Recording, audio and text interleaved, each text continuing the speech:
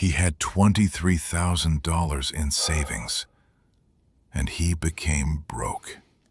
Daniel Marsh did everything right, and that is what made it so devastating.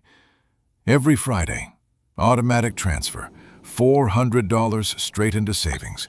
No vacations, no splurging.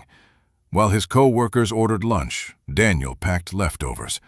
While his friends upgraded their lives, Daniel stayed in the same one-bedroom in Columbus, Ohio, for 11 years. He was responsible. He was disciplined. He was quietly drowning and calling it wisdom. His son Ethan was 9 when he asked something that cracked his father's chest open. "Dad, are we poor?" Daniel looked up from his budget spreadsheet. "No, buddy. We're saving." Ethan looked around the apartment, then looked back. "Then why does nothing ever change?" Daniel had no answer. His savings account felt like armor.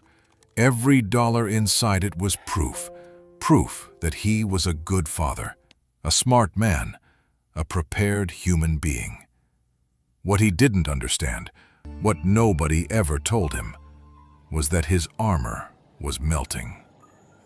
Here's the hard truth. Inflation in America runs at 3 to 4% every single year. The average savings account pays you 0.5%. That means every year, quietly, invisibly, your money loses purchasing power. The number stays the same, but what it can actually buy shrinks every single year. Daniel didn't know this. He just kept adding to the jar. Then, one January, the company downsized. Daniel came home with a box of desk items and a handshake. Ethan saw the box. He saw his father's face and felt something strange has happened with his father. 6 months later, rent, groceries, insurance, one broken transmission, the savings were gone. Every single dollar evaporated.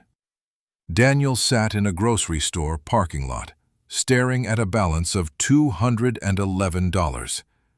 11 years of sacrifice, gone in 6 months.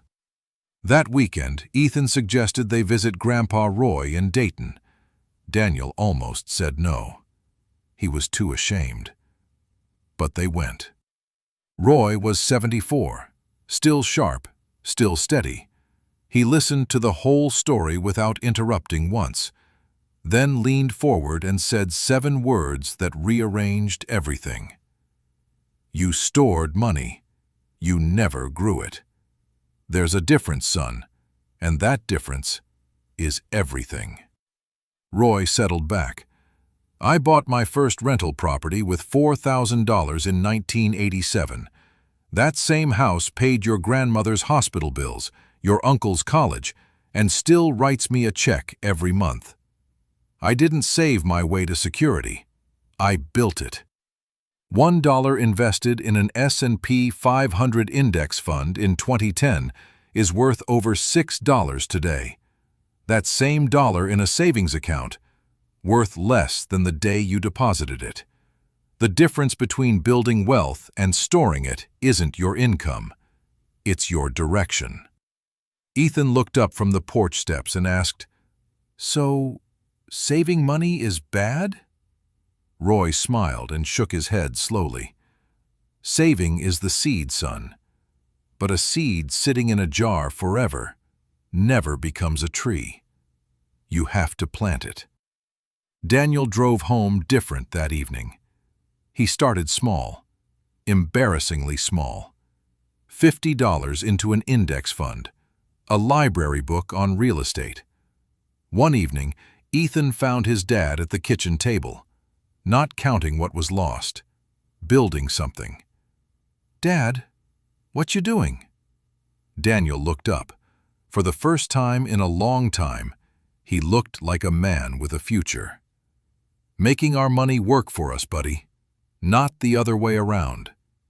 A savings account is not a plan. It's a starting line. The families who build real wealth don't save harder. They think differently. If this story hit home, share it right now with someone who has been sacrificing for years and still feels stuck. Because they don't need more discipline. They need a different direction.